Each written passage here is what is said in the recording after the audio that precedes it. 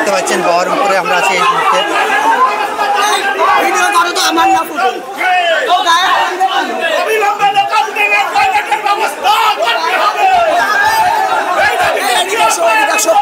এই ছেলেটা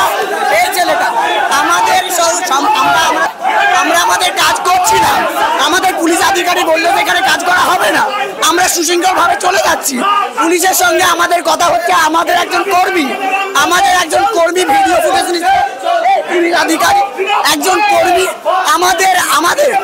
আমাদের কর্মীকে ধাক্কা দেয়, আমাদের কর্মীকে অশ্লীল ভাষায় গালিগালাজ করে। আমরা সেই আধিকারিকের বিরুদ্ধে, আমরা সেই কর্মচারীর বিরুদ্ধে ধিক্কার জানাই, যারা আমাদের সাধারণ মানুষের কোনো রকমের সমস্যা না দেখে একজন আধিকারিক বলছে যে আমাদের যে ডিমান্ডগুলো, সেই ডিমান্ডগুলো দিতে। আমরা একাধিকবার আমাদের ডিমান্ড আমরা পেশ করেছি, আমরা তার কোনো সুহারা পাইনি। আমরা ভারতের গণতান্ত্রিক যুব ফেডারেশন ডিওয়াইএফআই পক্ষ থেকে আমরা একটা কর্মসূচি নিয়েছিলাম, আমরা একটা রাউন্ড করবো আধিকারিক কাছে, আমাদের যে ডেপুটেশন সেটা আমরা জমা দেব।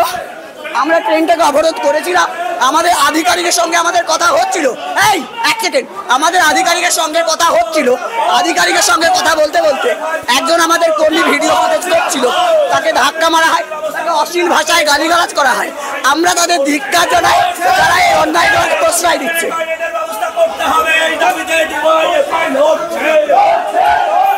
তো এই মুহূর্তে দেখতে পাচ্ছেন যে বহরমপুর কোর্ট স্টেশনে যে কিছু কর্মী কিন্তু মিছিলে শান্তিপূর্ণভাবে মিছিল করতে গিয়ে তাদের উপরে হস্তাহস্তি করা হয়। দেখতে পাচ্ছেন তাদের যে বক্তব্য।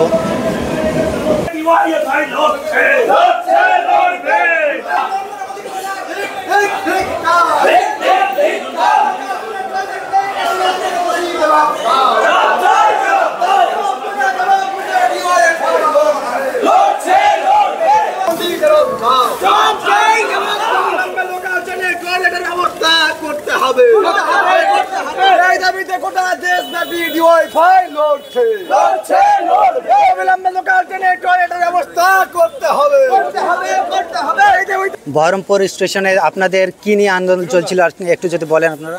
আজকে আমরা ডিওয়াইএফআই এর পক্ষ থেকে বহরমপুর স্টেশনে আমরা জমায়েত হয়েছিলাম।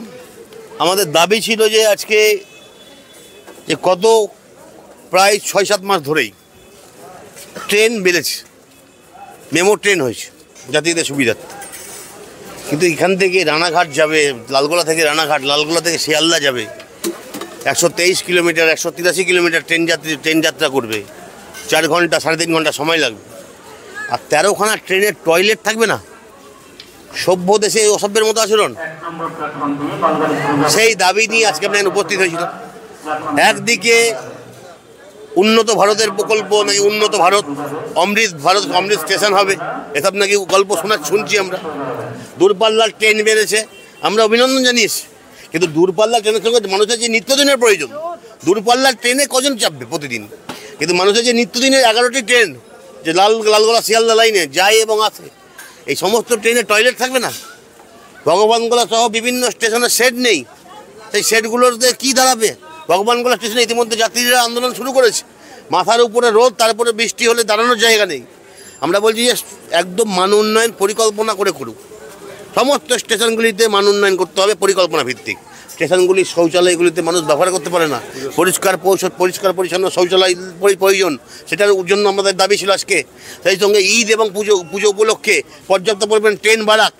লালগোলা লাইনে মানুষের যে চাহিদা, মানুষের যা চাপ, জনগণের যা চাপ, ট্রেনের যা প্রয়োজন, ছাত্রছাত্রী থেকে শুরু করে অভিভাবক পর্যন্ত যে ট্রেনের প্রয়োজন, তার জন্য আরও বেশি পর্যাপ্ত ট্রেনের প্রয়োজন।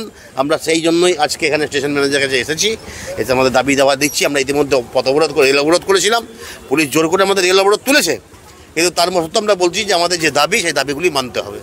স্টেশন মাস্টার কি বলছে? এখন স্টেশন মাস্টারের কোনো উত্তর নেই তো, 11 থেকে 13 ট্রেন, তার টয়লেট নেই, কোনো উত্তর নেই। আমরা বলছি এটা শুধু আজকে আমরা এসেছিলাম জানাতে, যদি আগামী 7 দিনের মধ্যে যদি পুজোর মধ্যে মানুষকে অসুবিধার মধ্যে পড়তে হয়, তাহলে এই বৃহত্তর মুভমেন্টে আমরা যাব।